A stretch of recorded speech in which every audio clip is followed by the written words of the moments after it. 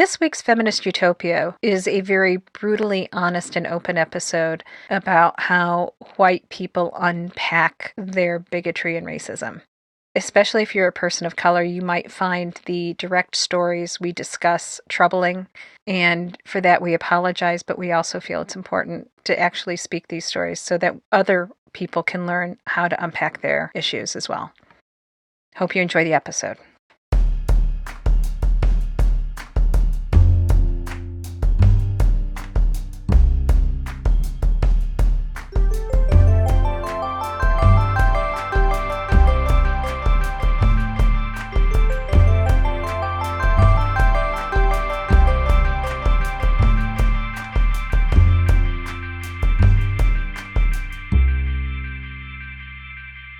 Welcome to Feminist Utopia. This week we're going to imagine a world where feminists are willing to work on learning about intersectional feminism. And worry less about being nice.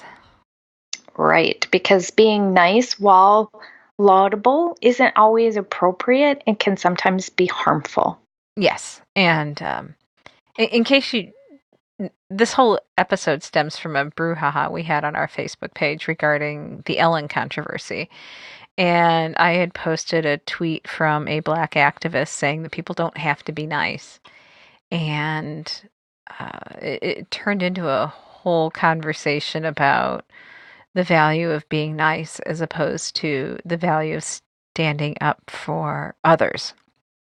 Right. And it wasn't just a brouhaha on our Facebook page. It was a brouhaha that made its way all the way to the presidential debate.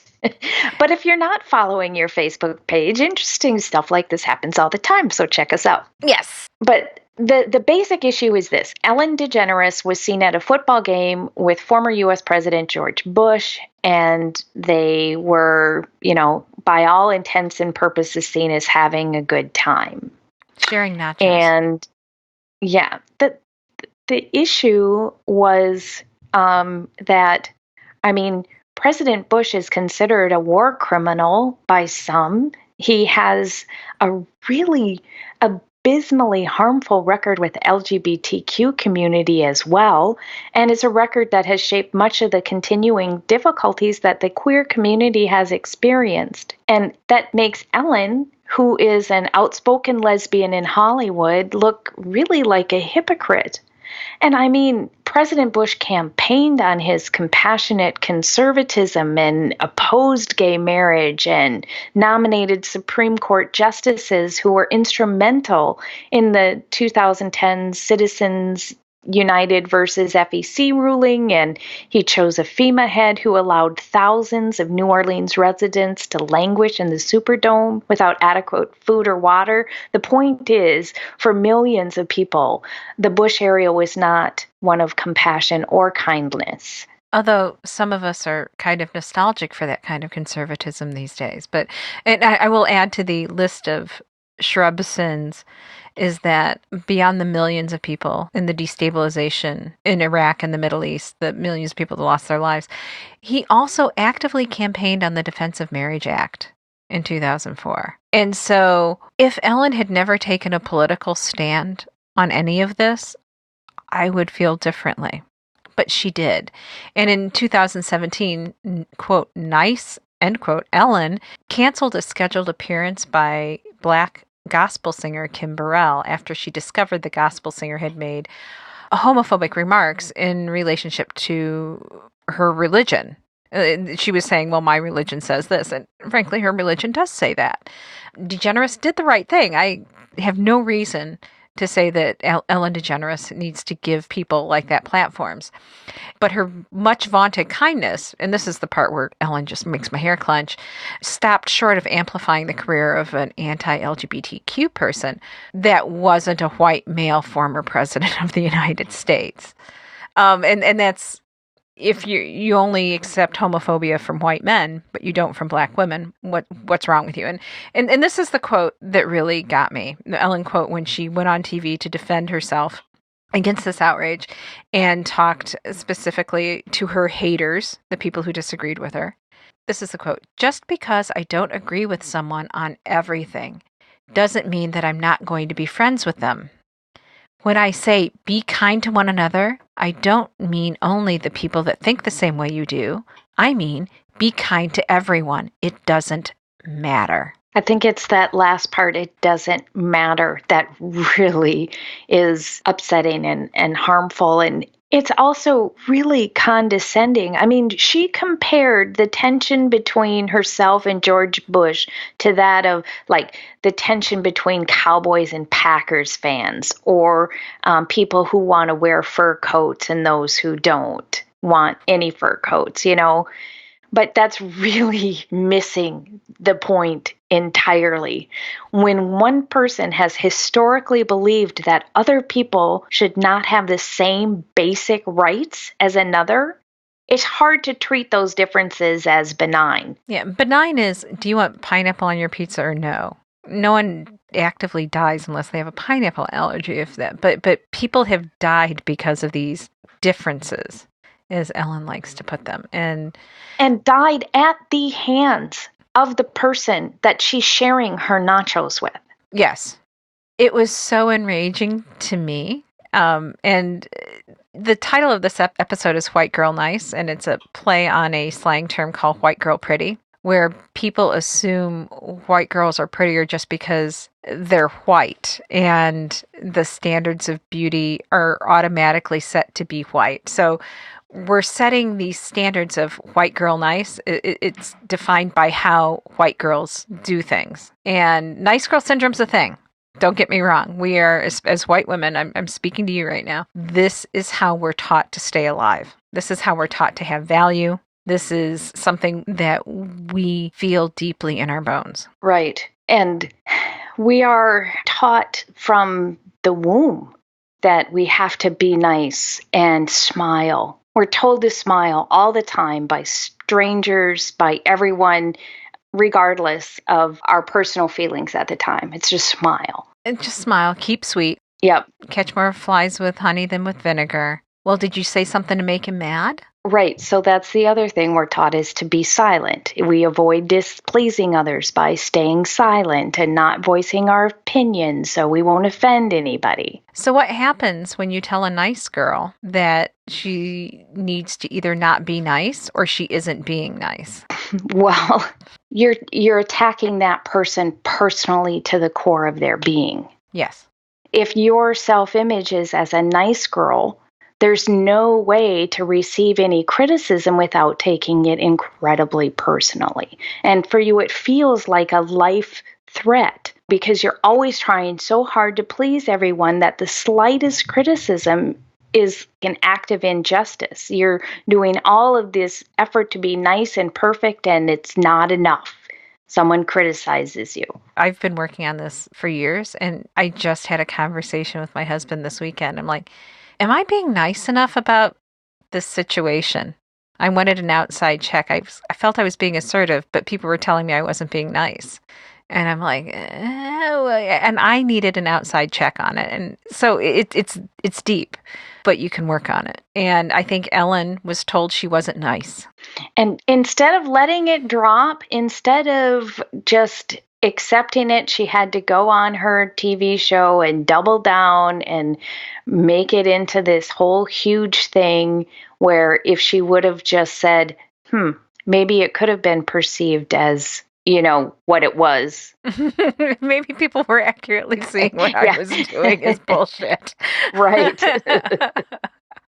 Maybe I could learn from this experience and not hang out with anybody like Bush. And again, but from a practical media standpoint, and I am like not even a millionth as well known as Ellen, but I have had some time in the media. I had my little incident when I lived in Houston. And what I've learned is sometimes discretion is the better part of valor. Just don't say anything. And I think, honestly, from a media standpoint, Ellen would have been much better off by just ignoring what was being said, not even saying anything. From just a media standpoint, from a moral standpoint, she should have addressed it. She should have addressed it the way you just described. Yeah, maybe I have something to learn here. Right. But I think she has built her media empire around this image of niceness. And she felt threatened on a very personal level. And I think a lot of women do that. I mean, the minute that someone challenges you as not being nice, it's like they're challenging the whole core of your being. And no one challenged her on being nice when she deplatformed Kim, the gospel singer. It was when she doubled down to defend a white male because, again, that's something part of the nice thing. I think for a lot of white women, it's about nicing up. It's about being nice to your boss. You're going to get ahead if you're nice to your boss. This conditioning is deep as hell on stuff like that. And you're right. Her brand is built on being nice and the queen of nice. And she doubled down, and a lot of people are supporting her, saying, yeah, why can't I be friends? Well, I have people that I'm friends with. Some are even Trump supporters. We have boundaries, and I tell them when I think they're being jackasses, so they stop talking about it in front of me. It's not nice on my part, but they don't get to do that, although none of them are in positions of power where they actually, killed millions of people and did all these things. So, I mean, I can't say I'd go hanging out with Shrub.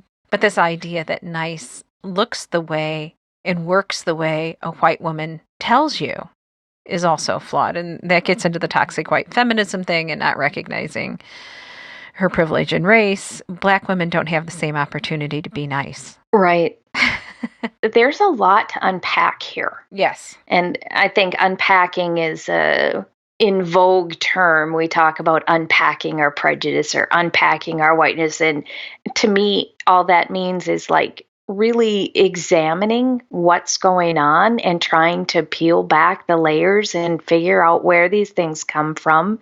Because like I said, we are in the patriarchal society so deep that we can't always recognize. Yes. And we're taught that being nice is a good thing, but it can also be a subjugating thing. Yes. We're subjugating ourselves by being nice because being nice encompasses all of those things that we talked about, like smiling and being quiet and ceding our personal opinions to others, especially men, people in power, dumbing yourself down. And all of that is involved in being nice. Yes. And I'm pretty sure Ellen didn't sit there and swapping nachos. Well, she didn't swap nachos with Shrub, but sharing nachos with Shrub and say, so did you change your mind about the Defense of Marriage Act? Right. I guarantee you she didn't confront him on anything. She kept quiet like a good little white girl. Right. So, and it carries over, though, I think, into progressive politics. I see a lot of white women, like on our Facebook page, reacting poorly when it's pointed out that being nice isn't an option for everyone. Being nice doesn't have the same rewards, and being nice doesn't keep you alive.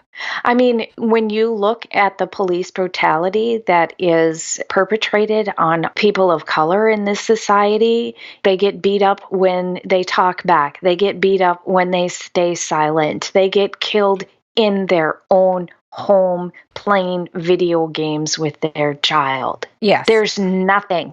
Being nice means nothing in those situations. And I think when a white woman gets up and says the only option is to be nice, that is so utterly tone deaf and ignorant. And she's not ignorant.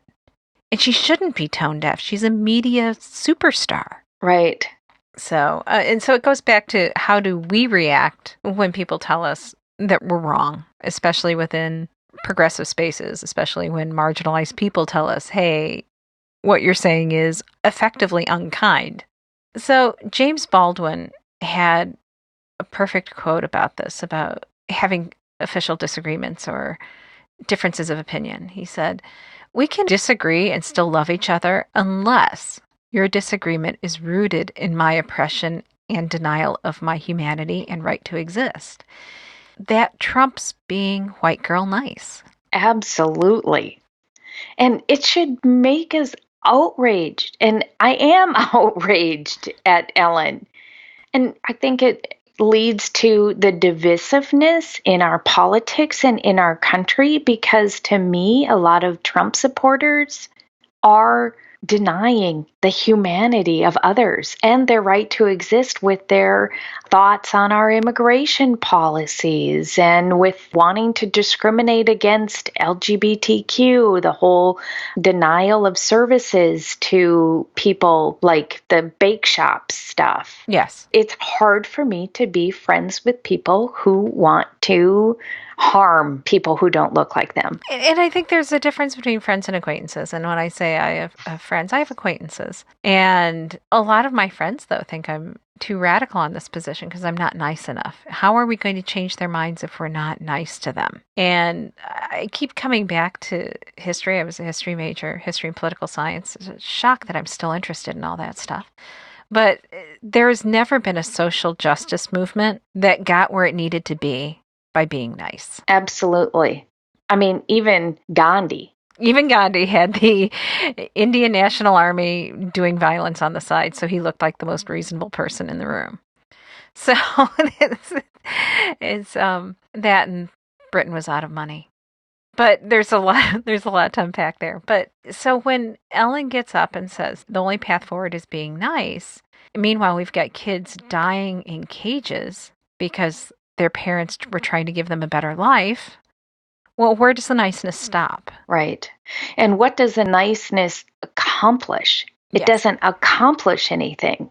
And we can go along to get along, but then nothing changes. Exactly. The status quo is comfortable to the people that are benefiting from the status quo. And it comes down to discussions of whiteness, which we never talk about whiteness. We discuss it in terms of racism, or we discuss it in terms of Black people. But it's our whiteness, the status quo, that we're trying to hold on to. And I'm not going to say it's not me, because it is me too. I've had to unlearn some things, and I'm still unlearning some things. And so when someone says to you, that's a microaggression, or, you shouldn't have said that, or, I go, but I'm one of the good ones. But then my job is to stop and think and learn and figure out why I'm uncomfortable. Why I'm uncomfortable with what they said. Why was I comfortable with what I did say or do? And why am I uncomfortable with what they said? That is what unpacking is. Unpacking isn't going, well, at least I don't use the N-word.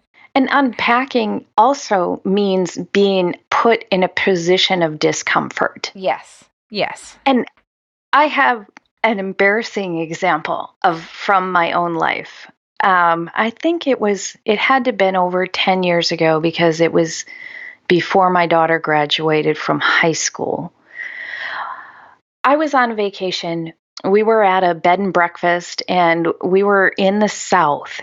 We were in Virginia, and it was a bed and breakfast, and it was one of those fancy dancy ones where everybody, you're seated for breakfast, and there's like 2 different times in the morning, and they have courses at breakfast. And oh man, we went on this vacation, and we stayed at bed and breakfasts. And by the end of the trip, which was 2 weeks, I was like, just give me a bowl of cereal for breakfast. I don't want any more, pumpkin maple bacon pancakes or whatever. But anyway, so we're from North Dakota, and we were in the South, and we were meeting people. And here's my point. I made a comment that North Dakota is not that we didn't have a lot of crime up there. And North Dakota is a large state, but small in population. It's like you've got 1 million people and 2 million cows. There aren't enough people to do things. Right. So, I mean, I made a comment like, we like to say that the cold keeps the riffraff out, but it gets worse. I also said that it's not very ethnically diverse. As a reason why it wasn't. As a reason why it was not a high crime state. Okay. And I didn't see anything wrong with that at the time. That was my perception, that North Dakota didn't have crime because we didn't have ethnic diversity. That, let's just call a spade a spade. We didn't have any Black people there. So we didn't have any crime there. Oh my God. And that's what I was espousing at this breakfast table. And I'm horrified at myself. Did anybody say anything to you at the time? Yes, actually, my husband did. And he did it in private later. And he said, you might want to reconsider how you express these. And I'm grateful to him for doing that. And I'm also thankful that he did it in private later. That was very thoughtful. It wasn't until that was pointed out to me how it sounded that I recognized how awful it really was. And you felt uncomfortable at the end of that run. Oh, You still definitely. do now. I see Benita's face right now, and she is got full on cringe face on. And this is what unpacking your prejudice means. It means being uncomfortable with your own prejudices. And I had this internalized belief that Black people caused crime. And I came at that honestly through 100 different ways of just living in society. The way they're portrayed on television, the way they're vilified in the media, the way, just 100 of different ways. And until you start to look beyond that. And that's the thing about this. It's not about saying, well, there's systemic racism, so I'm a racist, and so now I'm done. Or society needs to change. I agree, society needs to change. But unpacking and doing the work that Ellen needs to do, that we all of us white women especially need to do, is unpacking what we do as individuals to support and participate in the system that benefits us. And I think you did that. That your story is a perfect illustration of that. And it's not like I'm done. No. I mean, we all have biases, and I happen to recognize this one, but I still have other biases, and I'm still fighting against that first reaction and working. Now it's my responsibility that I know this to help educate other white women and to help use my place of privilege to lift up those that don't have the same privilege I do. Yes. And that kind of leads us into our call to action, which is, I'm going to, again, go back to James Baldwin, very wise man. He has a quote, "Guilt is a luxury that we can no longer afford. I know you didn't do it, and I didn't do it either, but I am responsible for it because I am a man and a citizen of this country, and you are responsible for it for the same reason." Guilt is not a helpful emotion in this. Guilt is centering yourself, and we'll get into that when we talk about white feminism and centering and tone policing and all that. But the whole point of this, and what I think Ellen and her supporters need to know, is that the guilt that they feel when they're called out on stuff isn't helpful. Oh, I'm just a terrible person. No, my kids try that with me. It doesn't work. Don't be sorry, change is usually my response. So unpacking means being uncomfortable. It means acknowledging that you have done and said and lived racist things that you benefit due to your skin color. And it doesn't mean your life was easy. It just means that you didn't have to deal with racism trying to maneuver through the society. It doesn't mean that everything was automatically easy for you, that you have not experienced misogyny, that you have not experienced horrible things, that you didn't experience classism, or that your disability, if you have one, doesn't matter. So going back to that call to action is to, maybe think about this whole idea of niceness and how it plays out in your life, and that knee-jerk reaction when you judge other people, oh, they should be nice or just be nice. How does that play into silencing other people, silencing yourself? How does it play into being supportive of the white patriarchy? And I think that the niceness and the silence is active support in many ways. So we're going to have a whole thing about toxic white feminism. There's a lot to unpack there. Yeah, so definitely, tune in next week and we'll get into that a little bit further. And then I think in another episode, we'll talk about how to be a better ally. An accomplice. Some of my friends say they don't want allies, they want accomplices. And that's a whole other not being nice conversation too. Terrific. So, well, thanks for listening and learning with us. Thanks. Bye.